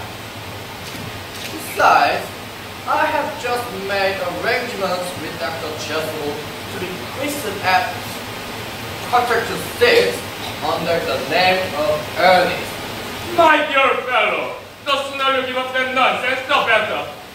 I made arrangement this morning with Dr. Chasuble to be christened myself at 5:30. I naturally will take the name of Earnest, and Gwendolen will wish it. Besides, I have a perfect right to be christened if I like, because there is no evidence at all that I have ever been christened by anybody. I should think it extremely probable, and so does Dr. Chasuble. It is entirely different in your case. You have been christened already. Yes, but I have not been christened for years. Yes, but you have been christened. That is the important thing. So I know my constitution can stand it. If you're not quite sure you're ever having been christened, I must say that I think it's rather dangerous you're venturing on it now. It might make you very unwell. And you can hardly have forgotten that someone very closely connected with you was very nearly carried off this week in Paris by a severe chill. Yes, but you said yourself that a severe chill was not hereditary. It used to be, I know, but I dare say it is now. Science is always making wonderful improvements in things. That is nonsense. You're always talking nonsense. Jack, you're at the muffins again. I wish you'd. There are only 2 left. I told you I was particularly fond of muffins. But I hate tea cake. Why on earth then do you allow this big cake to be served up for your guests? What ideas you have of hospitality? Algernon, I already told you to go. I don't want you here. Why don't you go? I haven't quite finished my tea yet, and there's still 1 muffin left.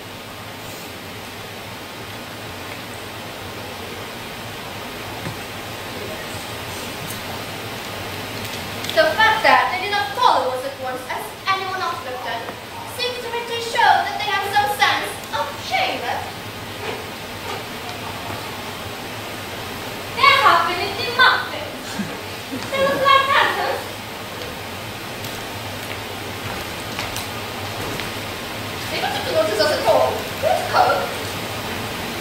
But I haven't got a car. They're looking at us. What effrontery? They are wretched. These people will go down. Let us preserve a dignified silence. Certainly, you don't need to now.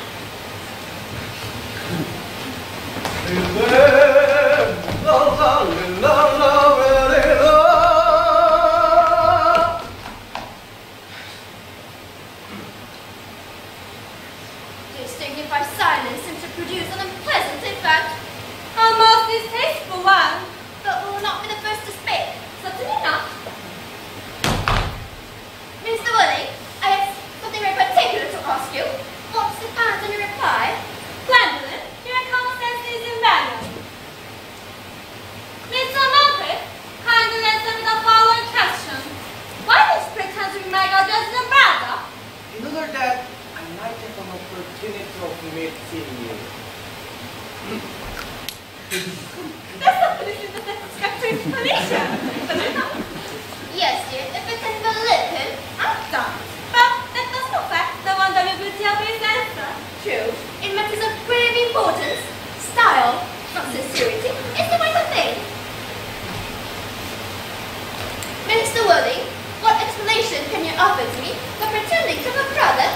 Was it in order that you might have an opportunity for coming up to town to see me as often as possible? Can you doubt in this Fairfax? I took very stop on the subject, I want to crush them. The explanation appears to be quite satisfactory, especially Mr. Wooding's. It seems to me to have the step of truth upon it. I'm more than content with what Mr. Mumford said. His first alone is puzzled with absolute credulity. Then, you think we should forgive them? Yes, I mean, no. Oh, true, I've forgotten. There are principles at stake that one cannot surrender. Whichever should tell them, the task is not a pleasant one. Could you not both speak at the same time? An excellent idea.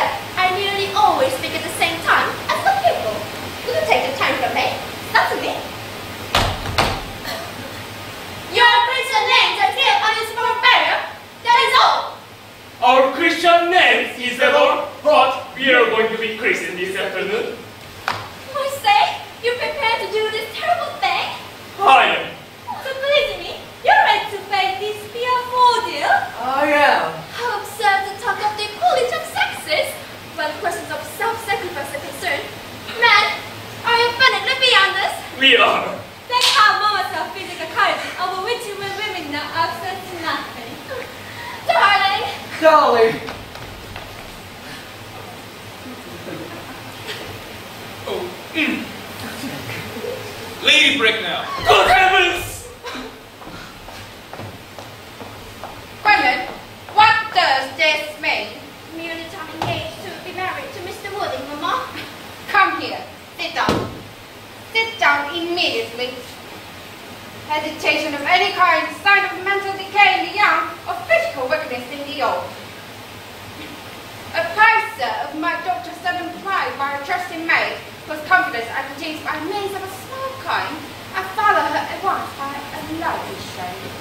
But of course, she would clearly understand that all communication between yourself and my daughter must cease immediately from this moment. On this point, as indeed on all points, I am firm. But I am engaged to be married to Gwendolen, Lady Breaknell. You are nothing of the kind, sir. And now, as regards Algernon, may I ask if it is this house that your invalid friend, Mr. Banner, resides? Oh, no. Bunbury doesn't live here. Bunbury is somewhere else at present. In fact, Bunbury's dead. Fred? When did Mr. Banbury die? Well, his death will have been extremely sudden. Oh, I killed Bunbury this afternoon. I mean, poor Bunbury died this afternoon. What did he die of? Bunbury, he was quite exploding. Exploded? Was it the victim of the revolutionary outrage? Oh, I was not aware that Mr. Banbury was interested in social legislation. If so, he's well punished for stupidity. My dear Augusta, I mean, he was found out.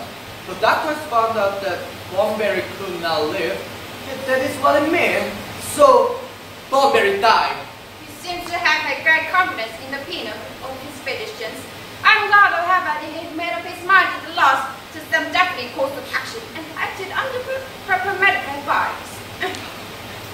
And now, that we finally got rid of Mr. Bunbury, may I ask Mr. Erling, who is the young person who's had my nephew Algernon is now holding in what seems to me a peculiarly unnecessary manner. That lady is Miss Cecily, my wife. I am engaged to be married to Cecily, understand? I beg your pardon. Mr. Muppet and I are going to be married at Breaknell.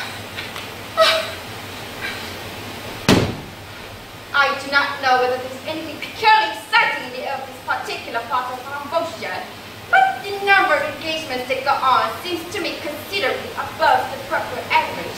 The statistics are laid down by guidance. I think the preliminary recording report to not be out of place. Mr. Erling, is Miss Carter connected with any of the large railway stations in London? I merely desire information. Until yesterday, I had no idea that for any family so persons whose origin was a terminus. Miss Cardew is the granddaughter of the late Mr. Thomas Cardew of 149 Belgrave Square Southwest, Gomez Park, Docking, Surrey, and the Sporaditional Street. That sounds not unsatisfactory. Theodorus is always inspired in tradesmen, but what proof have I of their authenticity? I have carefully preserved the court guides of the period. They are open to your inspection, Lady Breckner. I am no stranger to publication. Oh, Miss Cardew's family solicitors are Muffy, and Muffy. Muffy. One of the very highest position in the profession. Indeed, I am told that one of the Mr. Muffys occasionally is in a dinner practice. So far, I am satisfied. How extremely kind of you, Lady Breckner. I have also in my possession. You will be pleased to hear. Certificate of Miss Cardew's birth, baptism, whooping cough, registration, vaccination, confirmation, and measles. Both the German and the English variety. Oh, a lovely recorded instance I received perhaps somewhat too certain for a young girl. But I'm not myself in favor of premature experiences. Gwendolen, the time approaches for departure. We have not a moment to lose.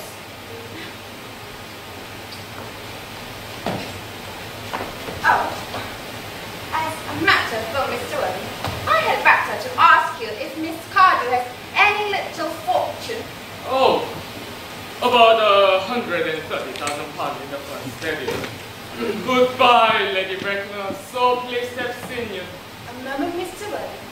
130,000 pounds? And in the funds! Miss Cardew seems to me a most attractive young lady now that I look at her. Viewers of the present day have any really solid qualities, any of the qualities of laws improve in times. Believe I get to say in an age of selflessness. Come over here, you. Pretty child, your dress is so simple and your hair is almost in nature might have locked it. But because an older, a very experienced brakeman is a really marvelous result in a very good space of time. And I remember recommending one to young lady last day, and out of 3 days, her own husband will know her. And after 6 months, nobody knew her. Can't you tell why sometimes? No, the sight view is what I want. Yes, quite as I expected. There are distinct social possibilities in your profile. The 2 weak points in our age is one to principle and it's one to profile. The chin, a little high view. Style largely depends on the way the chin is swung. They are one very high, just at present. Algernon? Yes, Augusta. There are distinct social possibilities in Miss Cardew's profile. Cecily is the sweetest, dearest, prettiest girl in the whole world. I don't care 2 pence about social possibilities. Never speak disrespectfully in society, Algernon. Only people who get into it do that. The dear child, of course you know that Algernon is nothing but his dad to depend upon. But I do not approve of mercenary marriages. When I married Lord Breaknell, I had no fortune of any kind, but I never dreamed of a moment that to stand in my way. Well, I suppose I must give my consent. Thank you, Dulce. Cecily, you may kiss me. Thank you, Lady Breaknell. You may also address me as Aunt Augusta for the future. Thank you, Aunt Augusta. This marriage, I think, had better take quite soon. Thank you, Dulce. Thank you, Aunt Augusta. To speak frankly, I'm not in favor of long engagements. They give people the opportunity of finding out each other's character before marriage, which I think is never advisable. I beg your pardon, Lady Breaknell, for interrupting you, but this engagement is quite out of the question. I am Miss Hardy's guardian, and she cannot marry without my consent until she comes of age. The consent? I absolutely glad to give. Upon what grounds, may I ask? Algernon is extremely, I may almost say, an ostentatiously eligible young man. He's nothing, but he looks everything. One walk and one desire. It pains very much to have to speak frankly to you, Lady Breaknell, about your nephew. But the fact is that I do not approve at all of his moral character. I suspect him of being untruthful. Untruthful? My nephew Algernon? Impossible. He's an Oxonian. I fear there can be no possible doubt about the matter. But this afternoon, during my temporary absence in London, on an important occasion of romance, he obtained admission to my house by means of false pretense of being my brother. Continuing his disgraceful deception, he succeeded in the course of the afternoon in alienating the affection of my only one. He subsequently stayed to tea and devoured every single muffin. And what makes his conduct all the more odious is that he was perfectly aware from the first that I have no brother, that I never had a brother, and that I don't intend to have a brother, not even of any kind. I distinctly told him so myself yesterday afternoon. Mr. Early, after very careful consideration, I have decided entirely to overlook my nephew's conduct to you. That is very generous of you, Lady Brecknell. My own decision, however, is unearthly. I decline to give my consent. Come over here, dear. How old are you, sweetheart? Well, I'm only really 18, but I was only 20 when I was even in college. You're probably right in making some sort of alteration. Indeed, no woman should ever be quite accurate about her age. It looks so calculating. 18, but I'm meeting with 20 Indian doctors. Well, we're not very long before you're of age and free from the restraints of children. So, I don't think your guardian's consent is at all a matter of any importance. Excuse me, Lady Brecknell, for interrupting you again. But it is only fair to tell you that, according to the terms of our grandfather's will, Miss Cardew does not come legally of age till she is 35. That does not seem to me to be a grave objection. 35 is a very attractive age. London society is full of women of the very happiest birth who have of their principles remained 35 for ease. And I see no reason why our dear Cecily should not be even still more attractive at the age of matching that she is at present. There will be a large accumulation of property. Ivy, could you wait for me till I was 35? Of course I could, Cecily. You know I could. Yes, I bet it is difficult. But I couldn't wait all the time. I hate waiting 5 minutes for anybody. It was messing me at the past. I'm not punctual myself by now, but I do like punctuality in others. And waiting even to be married is quite out of the question. Then, what is to be done, Cecily? I don't know, Mr. Mumphrey. My dear Miss Sterling, as Miss Cardew states positively that she cannot wait till she is 35, a remark I wish upon to say seems to me to show a somewhat impatient nature.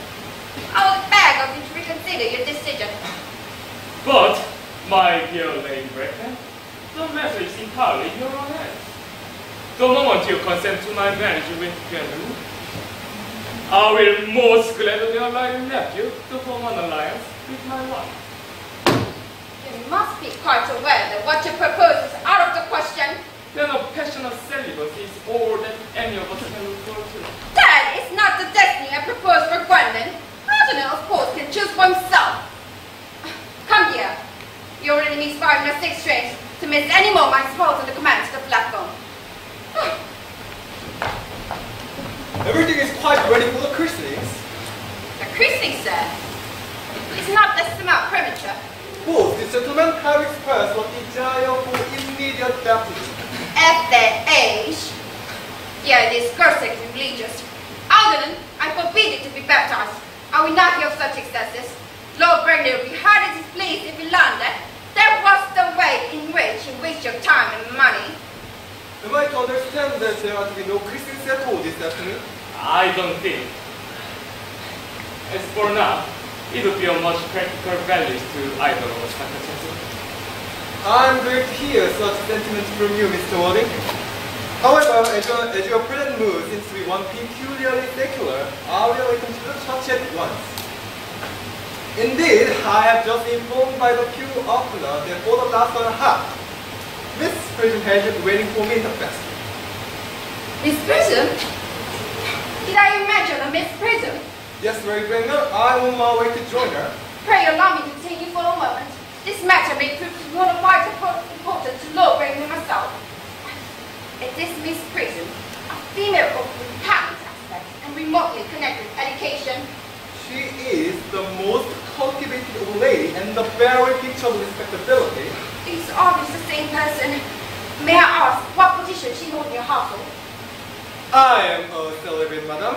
Miss Prism, Lady Breaknell, has been for the last 3 years Miss Cardew's esteemed governess and valued companion. In spite of I must see her at once. Let her be sent for. To approaches, tonight. I was told you started me in the rest of the kennel. I'm waiting for you there for an hour and 3/4.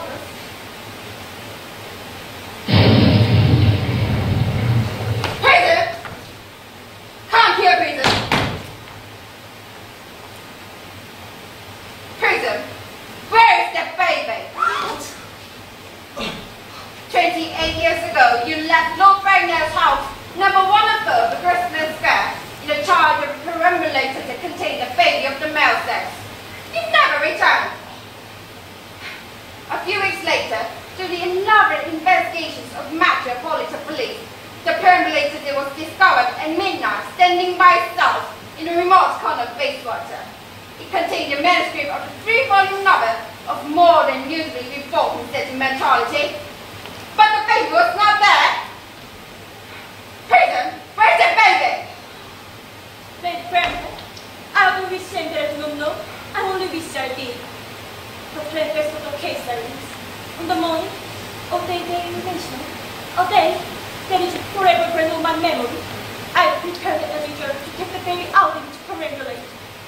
I had also missed on my own, but capacious handbag, in which I had intended to manuscript of a fiction that I had written during my preoccupied hours. In a moment of mental abstraction, for which I never kept reading myself, I deposited the manuscript in the basin and placed the baby in the handbag. But where did you deposit that? Do not I see, Mr. Warding? Miss Prism, that is a matter of no small importance to me. I insist on knowing where you deposit the handbag that contained the infant. I will appear in the panel. What does the railway station in London?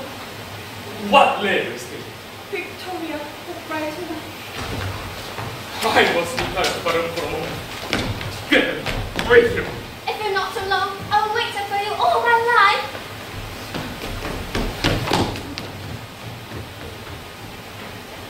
What do you think, this man Mary Breaknell? I do not even suspect her to Chasuble. I need hardly tell you that a family's acquisition, strange coincidence when you're supposed to occur. They are hardly considered a thing. Uncle Jackson, interested. Your garden has a very emotional nature. This noise is extremely unpleasant. It sounds like you're having an argument. any kind, they are always vulgar and often convincing. You just stop now. I will arrive at some conclusion. The suspense is terrible. I hope it will last. Is this a handle, Miss Prism? Examine it carefully before you speak. The happiness of more than one life depends on your answer. It seems to be mine. Yes, here the injury is the obstruction of constant omnibus in Younger School. And here, on the line, was by the exclusion of Tempest beverage on Eastern of the Merriman. And here, on the rock, I ran this year. I had forgotten Eastern. I had a place there. The bag is undoubtedly mine. I'm delighted to have it so unexpectedly restored to me. It has been great inconvenience being got all these years. Miss Prism, more easily restored to you than this handle. I was the baby you placed in. You? Yes. Mother! Mr. Waddy? I'm unmarried. Unmarried? I do not deny that it is a serious blow, but who has a right to cast a stone against one who has suffered? Can I lift one's wife on an active body? Why should there be one of a man and another for me? Mother, I forgive you! Mr. Waddy, there is some error. There's a lady who can tell you who you really are. Lady Breckner, I hate to seem inquisitive, but would you kindly tell me who I am? I'm afraid that the news I have to give you will not altogether please you. You're the son of my poor sister, Mrs. Moncrief, and consequently, Algernon's elder brother. I heard you say that, brother! Then I am a brother after all! And you are the brother! I already said I am the brother!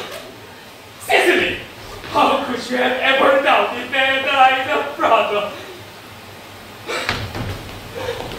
That is just my unfortunate brother. Miss Prism, my unfortunate brother. Gwendolen, my unfortunate brother. Archie, you scoundrel. You have to treat me with more respect in the future. You have never been to my actual brother in all your life. Well, not here today, but boy, I'll admit. I did my best, however, though I was out of practice. My own? But what own are you? What is your person name? Now that you have become someone else? Oh, I have quite forgotten the point. Your decision on the subject of my name is irrevocable, I suppose. I never changed, except in my affections. What a noble nature you have, Gwendolen. Then, occasion had the period of evidence. A moment ago, at the time when Miss Prism left in the handle, had I been christened or left? Every luxury that money could buy, including christenings, had been lavished on you by your fond and adopting parents. Then I had been christened. That is settled now. One name was I given. Let me know the worst. Perseverance. I cannot recall what the dearest Christian name was, but I know that he had one. It was a century I would expect, only later years. Archie, can't you recollect what our father's Christian name was? My dear boy, we were never even on speaking terms. He died before I was a year old. I suppose his name would appear in the armies of the period under us. The general was essentially a man of his army, but except in domestic law. But I know that his name will appear in any military directory. Military? The army list of the last 40 years are here. This elaborate record should have been my constant study. I'm generous.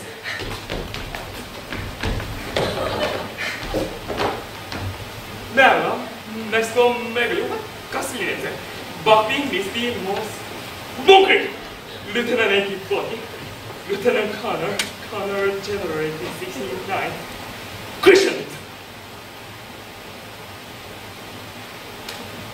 Honest John.